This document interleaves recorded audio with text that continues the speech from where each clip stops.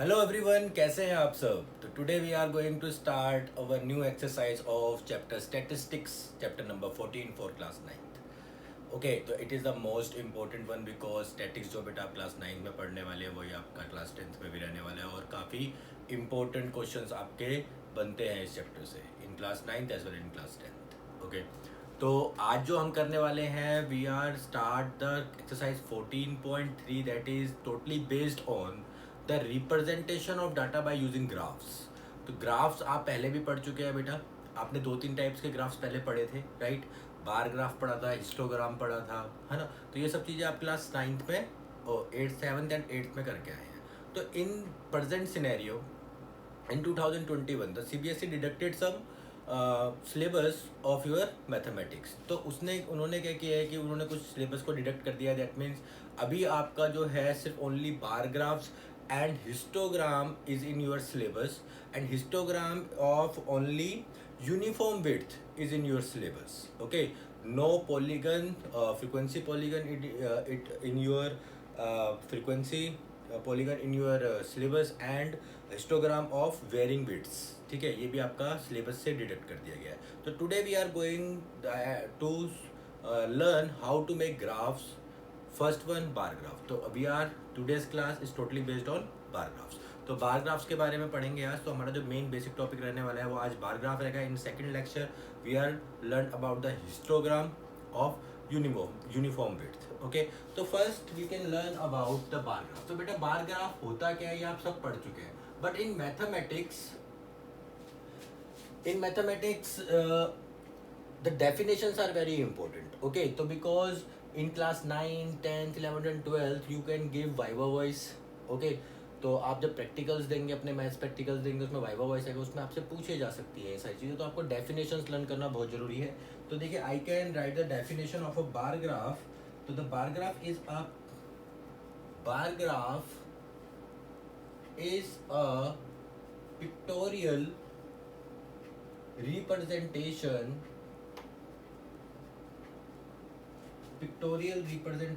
of data in which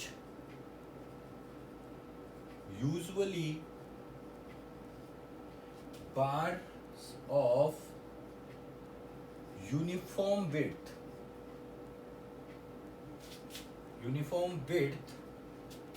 are drawn with equal spacing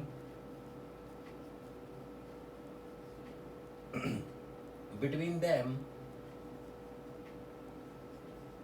on one axis, say x-axis, and depicted the variable. The values of the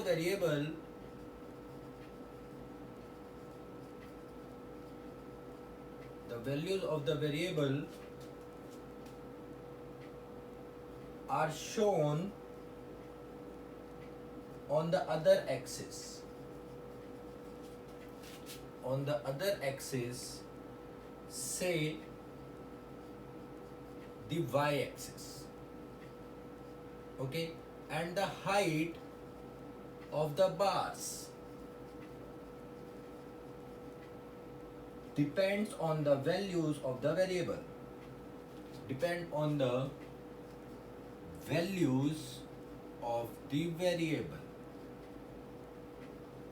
okay, तो for example बेटा जो भी आपका graph बनता था bar graph, वो किस type का होता था बेटा, वो देखते हैं हम। तो बार ग्राफ जो हमारा बेसिकली होता था, हमारे पास एक एक्स एक्सिस होता था और एक वाई एक्सिस होता था, right. And we have some quantities here. For example यहाँ पे हम लेते हैं ऑरेंजेस, यहाँ पे हम लेते हैं एप्पल्स और यहाँ पे हम लेते हैं बनाना, फॉर एग्जांपल। तो in a bucket of fruits there are 3 types of fruits in the bucket. The first one is oranges. तो oranges कितने हैं? For example 20 oranges. Bananas is 15 and the next one is apples, तो apples for example आपको दे दिए हैं 10, ठीक है। तो we can choose the values on the Y axis and the, तो वैल्यूज क्या मीन्स वेरिएबल वैल्यूज आप वाई एक्सिस पे लेंगे और जो आपके प्रोडक्ट्स है उनको आप कहाँ पे लेंगे, एक्स एक्सिस पे लेंगे फॉर रिप्रेजेंटेशन। तो this is 10, this is 15, this is 20, this is 25। Okay, now you can find out the oranges. तो ऑरेंजेस कितने बेटा आपके पास, this is 20, the second one apples is only 10 and bananas is of 15. Okay, so according to the definition the height of the bars is depends on the value of the variable। ठीक है, bar graph में क्या होगा, जो height होगी आपकी बार की वो क्या होगी, किस पे होगी, डिपेंड करेगी आपकी value of the variable, means आपकी वैल्यू क्या है वेरिएबल की। Okay, and the bars uniform width के होंगे सभी बेटा। तो देखिए मैंने सेम विड्थ के सारे लिए हैं, ठीक है, आप सेम विड्थ के लेंगे सभी। And the distance between them is also equal, uniform, मतलब सबके बीच में सेम डिस्टेंस होना चाहिए, डिस्टेंस को आप वेरी नहीं करेंगे। तो this type of representation of data is called the bar graph representation. Okay, तो in exercise 14.3 first 3 questions is totally based on the bar graphs। okay, so I can solve these questions for you and next questions is on histogram, तो वो हम histogram next lecture में करेंगे। तो I hope all you can understand the basic concepts of bar graph। okay, तो in exercise 14.3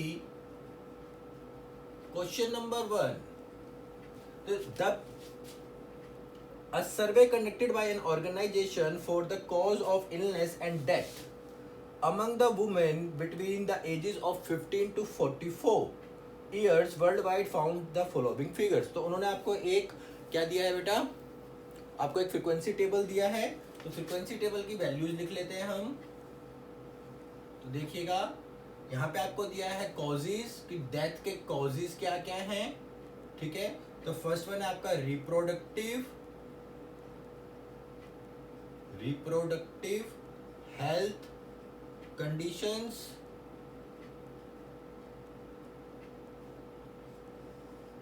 second one is neuropsychiatric condition, and third one is injuries, second one is cardiovascular conditions, third one is respiratory conditions, and the last one is other causes। okay, this is, and the females in 15 to 44 years is 31.8 here percent, this is the female percentage, and this is 25.4%, here it is 12.4, the next one is 4.3, this is 4.1, this is 22। okay, if you can add all these you can easily check the total percentage is 100। okay, so now first you can draw the bar graph of this, okay, and you can also give the second question and the first you can represent the information above graphically। तो हम bar graph के through इसको बेटा क्या करते हैं, represent करके देखते हैं। तो देखिएगा मैं इसका बार ग्राफ बना रहा हूँ आपके लिए, ठीक है। तो यहाँ पे देखिए दिस इज आपकी जो मिनिमम वैल्यू कितनी है वो 4.1 है और मैक्सिमम वैल्यू है आपकी 31.8। ओके, तो आप कितना डिस्टेंस लेंगे। तो हमने क्या किया बेटा, डिस्टेंस ले लिया ऑब्वियसली 2 का, तो 2, 4, 6, 8, 10, या फिर आप 5 भी ले सकते हैं, ठीक है। तो 5 भी ले सकते हैं आप। तो 5 से ज़्यादा आप 2, 4, 6 पे रखिए तो कि आपका रिप्रेजेंटेशन थोड़ा इजी रहेगा उसमें, ठीक है। 10, 12, 14, 16, 18, 20, 22, 24, 26, 28, 30, and the last one is 32. Okay, fine. And the first one is for reproductive health condition. Okay, second one is neuro conditions, third one is injuries, fourth one is cardiac conditions, cardiovascular conditions, fifth one is respiratory conditions, and sixth one is other causes. Okay, तो I can choose the simple symbols here. ठीक है, तो जिससे कि आपको सिर्फ समझ में आ जाए.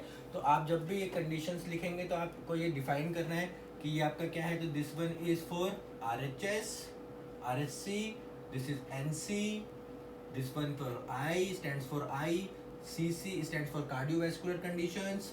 Here respiratory condition is represented by RC and other conditions by OC. Okay, तो फर्स्ट वैल्यू इज 31.8. तो देखिए बेटा, सबके बीच में पहले तो आपको जो स्पेस रखना है वो सेम रखना है. तो I can take choose the distance between two bars is same. Okay, and then you can draw the values. तो आपका फर्स्ट वन क्या है बेटा, 31.8 like this. Fine. Second 25.4, 25.4 something here, then 12.4 like this, 4.3, 4.1 is slightly down, and 22 is the exact value. So this is the, and you can take, because I can draw roughly. Okay, मैं एक rough diagram आपको show कर रहा हूँ. तो if you can draw this on the bar graph, ठीक है, और the graph paper, तो आपको width वगैरह सब सेम लेने में easy रहेगा, because उसमें blocks बेटा बने हुए होते हैं. ठीक है, तो अगर आप इस तरीके से करते हैं तो you can shaded them with different colors also. If you want, use pencil colors here, and you can also write the values on the top of the bars like this for your good representation. Okay, so this is the representation of this data by using bar graph. And in second question of your question number 1, second part is, which condition is the major cause of women's ill health, reproductive and death worldwide? तो सबसे ज़्यादा percentage किसकी है, इसकी है. तो means reproductive health conditions जो हैं हमारी, वो सबसे ज़्यादा परेशान करती है. ठीक है, सेकंड का आंसर क्या हो जाएगा आपका, दिस. एंड थर्ड बोला उसने, try to find out with the help of your teacher and any two factors which play a major role in the cause in second above the being the major cause. ठीक है, तो आपको ये करना है कि सबसे पहले आपको ये पता लगाना है कि रिप्रोडक्टिव हेल्थ कंडीशंस जो आपके डेथ का सबसे ज़्यादा कारण है उसका रीज़न क्या है. ठीक है, और इसके बारे में बेटा फिर आप अपनी क्लास टीचर से डिस्कस कीजिएगा तो ज़्यादा बढ़िया है. ठीक है, तो इन लाइव क्लासेस और in your offline classes you can discuss with your class teacher. Okay, तो ये काफ़ी इजी कॉन्सेप्ट है, but may be I don't want to waste our time, because we generally learn how to make graphs and solve questions by using the graphs. Now come to question number 2. In question number 2 देखेंगे बेटा, the following data on the number of girls per 1000 boys in different section of Indian society is given below. तो देखिए sections दिए हैं आपको different. First section दिया है आपको schedule caste SC, then scheduled tribes ST, then non SC ST, then backward districts, then non backward districts,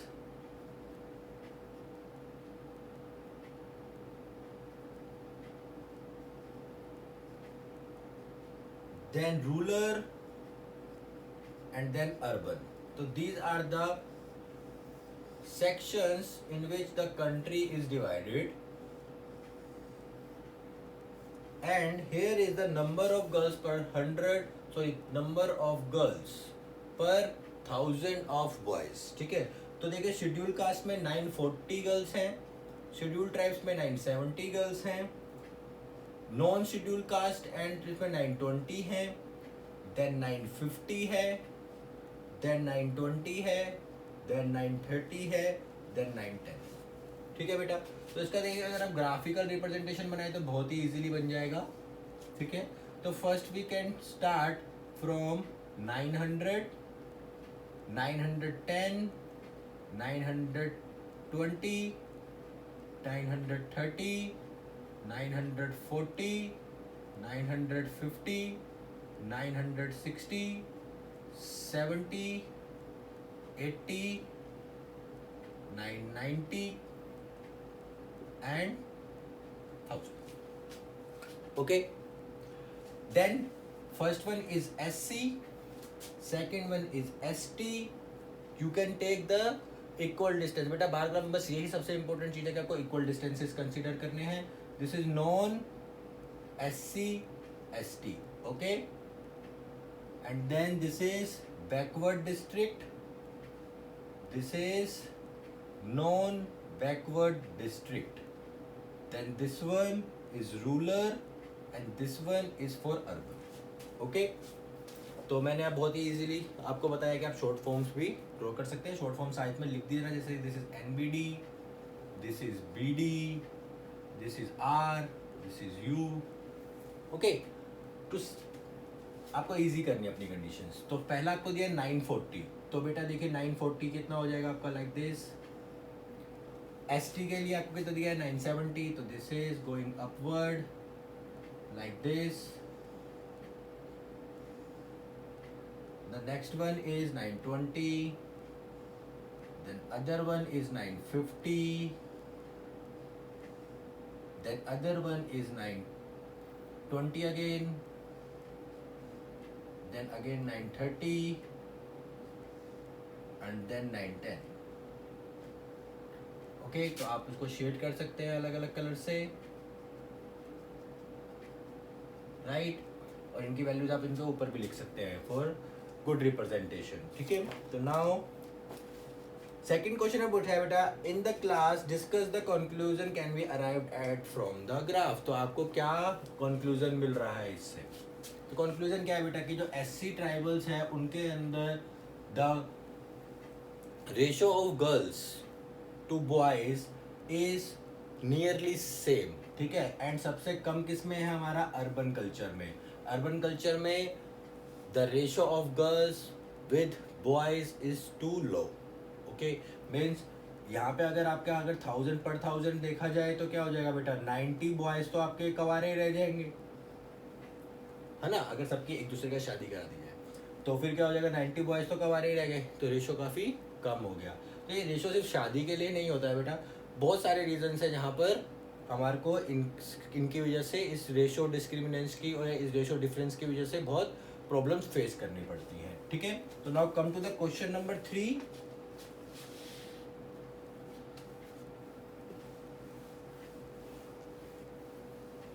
Question number 3, this is the last question of today's class.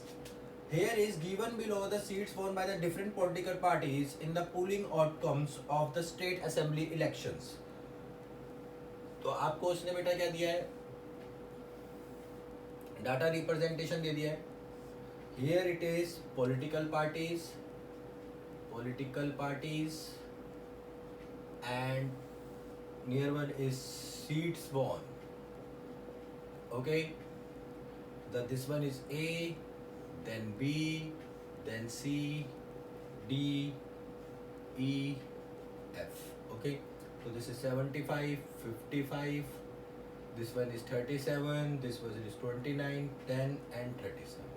okay, so now इसमें आपको बहुत ही easy है ये तो बेटा. इसका सिर्फ आपको क्या करना है, ग्राफ ड्रॉ करना. तो ग्राफ ड्रॉ कर लेते हैं बेटा. बस देखिए यहाँ पर दिस वन, फिर A, B, C, D, E, F. Okay, and आपको देखिए बेटा मिनिमम आपका 10 से स्टार्ट हो रहा है, तो हम यहाँ पे 10 से स्टार्ट कर लेते हैं. 10, 20, 30, 40, 50, 60, 70, 80. Okay, the first one A can bone seat 75. This is a 75. The second one bone 55 seats. That means this is 55. Then 37. 37 is like here. The next one is D. This is 29. थोड़ा सा नीचे कर देते हैं. Then E is for 10. This is exact value of 10. And F is 37. तो इसकी और इसकी आपकी value same. So this is the graphical representation. In question second, उसने पूछा बेटा which party wants the maximum number of seats. तो A won the maximum number of seats in election, and that is 75 seats. Okay, so I hope all you can understand the concept of bar graph. So in next class we are going to learn about the histogram with uniform width. ठीक है, तो uniform width और uniform के लिए हम next class में सीखेंगे. तो if you have facing any problem in drawing the bar graph और एनी अदर प्रॉब्लम, तो please share it with me and I can give you the solution. Okay, fine. And please like, share and subscribe my channel if you are not like my channel. Okay, thank you.